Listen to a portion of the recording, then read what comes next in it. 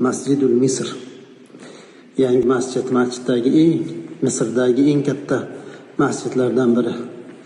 Bu yerga mana 30 ta g'urfa qilishgan. 30 ta g'urfa, ya'ni 30 ta xona. Har bir xonada bir poradan Qur'on devoriga yozib chiqqan, bir poradan. Bu kraska bilan yozilmagan, toshga o'yib yozilgan, toshga.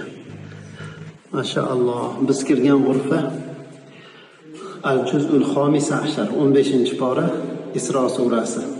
Subhanallazi asro bi'abdihi laylan minal masjidil haram. Mashaalloh. Jamil jiddan.